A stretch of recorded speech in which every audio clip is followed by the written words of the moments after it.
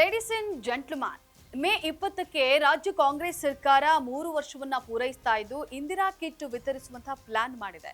ಸರ್ಕಾರದ 5 ಗ್ಯಾರಂಟಿಗಳಲ್ಲಿ ಒಂದಾಗಿರುವಂತಹ ಅನ್ನಭಾಗ್ಯ ಯೋಜನೆಯಲ್ಲಿ ತಾಂತ್ರಿಕ ಮತ್ತು ಪೂರೈಕೆಯ ಸಮಸ್ಯೆ ಇರೋದ್ರಿಂದ ಇಷ್ಟು ದಿನ ಸರಿಯಾಗಿ ಅಕ್ಕಿ ವಿತರಣೆ ಆಗ್ತಾ ಇರಲಿಲ್ಲ. ಆದರೆ ಇನ್ನು ಮುಂದೆ ಆ ಸಮಸ್ಯೆ ಎದುರಾಗಲ್ಲ. ಇನ್ನು ಮುಂದೆ ಅಕ್ಕಿಯ ಬದಲಿಗೆ ಇಂದಿರಾ ಕಿಟ್ ಅನ್ನ ನೀಡೋಕೆ ಮುಂದಾಗಿದೆ ಸರ್ಕಾರ. ಹಾಗಾದ್ರೆ ಇಂದಿರಾ ಕಿಟ್ ಬಡವರ ಪಾಲಾಗುತ್ತಾ ಅಥವಾ ಇಲ್ವಾ? ಇದರಲ್ಲೂ ಕೂಡ ಗಿಮಿಕ್ ಇದೆಯಾ? ಈ ಬಗ್ಗೆ ಸಂಪೂರ್ಣ ಮಾಹಿತಿಯನ್ನ ನೀಡ್ತೇನೆ. ಎಸ್ ವೀಕ್ಷಕರೇ, ನೆಲ ಜಲ ಭಾಷೆಗಾಗಿ ಪ್ರಾಮಾಣಿಕ ಪತ್ರಿಕೋದ್ಯಮ. ನೀವು ನೋಡ್ತಾ ಇದ್ದೀರಾ ಫೋಕಸ್ ಟಿವಿ. ನಾನು ಪವಿತ್ರ.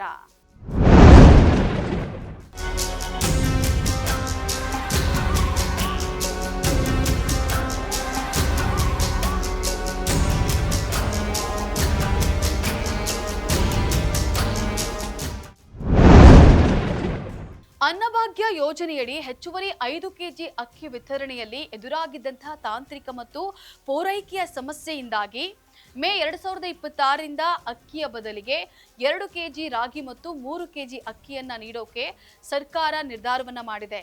ಈ ಹಿಂದೆ ಅಕ್ಕಿಯ ಕೊರತೆಯಿಂದಾಗಿ ಹಣ ವರ್ಗಾವಣೆ ಮಾಡಲಾಗ್ತಾ ಇತ್ತು. ಆದರೆ ಕೇವಲ ಅಕ್ಕಿಯಷ್ಟೇ ಸಾಲದು, ಅಡುಗೆಗೆ ಬೇಕಾದಂತಹ ಇತರ ಮೂಲಭೂತ ವಸ್ತುಗಳ ಬೆಲೆ ಏರಿಕೆಯಿಂದ ಜನಸಾಮಾನ್ಯರಿಗೆ ಹೊರೆಯಾಗಬಾರದು ಅನ್ನುವಂತಹ ಸದುದ್ದೇಶದಿಂದ ಈ ಇಂದಿರಾ ಕಿಟ್ ಯೋಜನೆಯನ್ನ ರೂಪಿಸಲಾಗಿದೆ. ಈ ಕಿಟ್ನಲ್ಲಿ ತೊಗರಿ ಬೇಳೆ 1 ಕೆಜಿ, ಅಡುಗೆ ಎಣ್ಣೆ 1 ಲೀಟರ್, ಸಕ್ಕರೆ 1 ಕೆಜಿ, ಉಪ್ಪು 1 ಕೆಜಿ, ಸ್ನಾನದ ಮತ್ತು ಬಟ್ಟೆ ಒಗೆಯುವಂತಹ ಸೋಪ್ಗಳು ಕೂಡ ಸಿಗುತ್ತವೆ.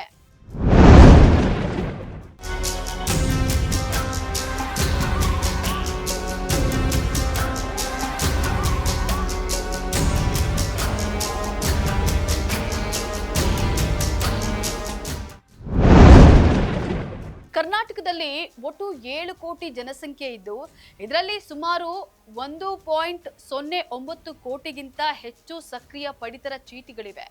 ಸುಮಾರು 1.28 ಕೋಟಿಗೂ ಹೆಚ್ಚು ಕುಟುಂಬಗಳು ಬಿಪಿಎಲ್ ಕಾರ್ಡ್ ಅನ್ನ ಹೊಂದಿವೆ ಅಂತ ಹೇಳಿ ಅಂದಾಜಿಸಲಾಗಿದೆ. ಆದರೆ ಇದರಲ್ಲಿ ಸುಮಾರು 14ರಿಂದ 15 ಲಕ್ಷ ಕಾರ್ಡ್ಗಳು ಅನರ್ಹ ಅಂತ ಹೇಳಿ ಗುರುತಿಸಲ್ಪಟ್ಟಿವೆ. ಅನ್ನಭಾಗ್ಯ ಯೋಜನೆಯಡಿ ಕರ್ನಾಟಕದ 4 ಕೋಟಿಗೂ ಹೆಚ್ಚು ಜನರಿಗೆ ಉಚಿತ ಅಕ್ಕಿಯನ್ನ ವಿತರಿಸಲಾಗ್ತಾ ಇದೆ ಅಂತ ಹೇಳಲಾಗ್ತಾ ಇದೆ. ಆದರೆ ಎಷ್ಟು ಕುಟುಂಬಗಳು ಸರ್ಕಾರದ ಸವಲತ್ತುಗಳನ್ನ ಪಡೆಯುತ್ತದೆ ಅಂತ ಹೇಳಿ ಯಾರಿಗೂ ತಿಳಿದಿಲ್ಲ. ಹಾಗೇನೆ ಕುಟುಂಬದಲ್ಲಿ ದಿನದಿಂದ ದಿನಕ್ಕೆ ಜನಸಂಖ್ಯೆ ಕೂಡ ಜಾಸ್ತಿ ಆಗ್ತಾ ಇದೆ. ಸೊ ಇದರಲ್ಲಿ ಒಟ್ಟಾರೆ ಎಪಿಎಲ್ ಕಾರ್ಡು, ಬಿಪಿಎಲ್ ಕಾರ್ಡು, ಸರ್ಕಾರಿ ಕೆಲಸ ಮಾಡುವಂತಹ ಕುಟುಂಬಗಳು, ಇನ್ಕಮ್ ಟ್ಯಾಕ್ಸ್ ಪೇ ಮಾಡುವಂತಹ ಕುಟುಂಬಗಳು, ಇವೆಲ್ಲವನ್ನ ತೂಕ ಮಾಡಿ ಲೆಕ್ಕ ಎಷ್ಟು ಅಂತ ನೋಡೋದಕ್ಕೆ ಹೋದ್ರೆ ಹತ್ತತ್ರ 1 ಕೋಟಿ ಫೇಕ್ ಬಿಪಿಎಲ್ ಕಾರ್ಡ್ಗಳಿವೆ ಅಂತ ಹೇಳಲಾಗ್ತಾ ಇದೆ. ಅನ್ನಭಾಗ್ಯ ಫಲಾನುಭವಿಗಳು ಸುಮಾರು 4 ಕೋಟಿ ವ್ಯಕ್ತಿಗಳು. ಅಂದ್ರೆ ಇಲ್ಲಿ ಲೆಕ್ಕ ಕೇಳುವವರು ಯಾರು? ಹಾಗೇನೆ ಕೇಳಿದ ಲೆಕ್ಕಕ್ಕೆ ಉತ್ತರ ಕೊಡೋರು ಯಾರು? ಯಾಕೆ ಸರ್ಕಾರದ ಸವಲತ್ತುಗಳು ಭ್ರಷ್ಟರ ಪಾಲಾಗ್ತಾ ಇದೆ? ಬಡವರ ಅನ್ನಕ್ಕೆ ಕಣ್ಣು ಹಾಕ್ತಾ ಇರುವಂತಹ ಭ್ರಷ್ಟರು ಸರ್ಕಾರದಲ್ಲೇ ಇದ್ದು ಏನೂ ಅರಿಯದಂತೆ ಇದ್ದಾರಾ? ಇವರೆಲ್ಲರ ವಿರುದ್ಧ ಧ್ವನಿ ಎತ್ತುವವರು ಯಾರು? ಯಾರು ಇಲ್ವಾ ಅನ್ನೋದೇ ಇಲ್ಲಿ ದೊಡ್ಡ ಪ್ರಶ್ನೆ ಆಗಿರುವಂತದ್ದು.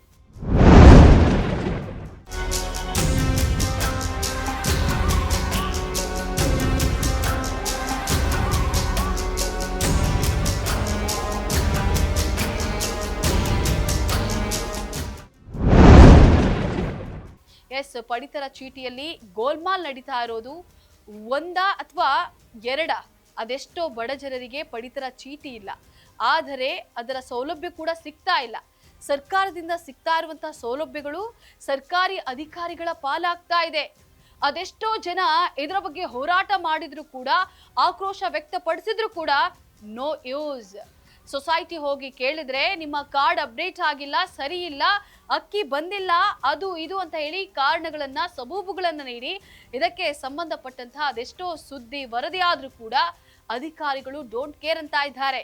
ಅದೆಷ್ಟೋ ಗೋಡೌನ್ಗಳಲ್ಲಿ ಅಕ್ಕಿಗಳನ್ನ ಅಕ್ರಮವಾಗಿ ಸಂಗ್ರಹಿಸಿ ಸಪ್ಲೈ ಮಾಡೋದು ಇನ್ನೂ ಕೂಡ ನಿಂತಿಲ್ಲ. ಹಾಗಾದ್ರೆ ಸರ್ಕಾರದ ಸವಲತ್ತುಗಳು ಯಾರ ಪಾಲಾಗ್ತಾ ಇವೆ?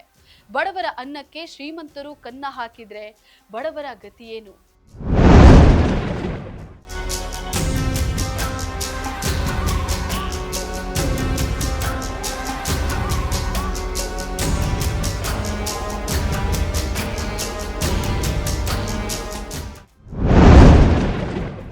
ಇದೆಲ್ಲ ಮಾನ್ಯ ಮುಖ್ಯಮಂತ್ರಿಗಳಾದಂತಹ ಸಿದ್ದರಾಮಯ್ಯನವರು ಮತ್ತು ಆಹಾರ ಸಚಿವರಾದಂತಹ ಕೆ.ಎಚ್. ಮುನಿಯಪ್ಪ ಅವರ ಗಮನದಲ್ಲಿ ಇದೆಯಾ, ಇಲ್ಲ ಗೊತ್ತಿದ್ದು ಇಂಥವರ ಸಹವಾಸ ಬೇಡ ಅಂತ ಹೇಳಿ ತಾವೇ ದೂರ ಸರಿದಿದ್ದಾರಾ, ಒಂದು ತಿಳಿಯದಾಗಿದೆ.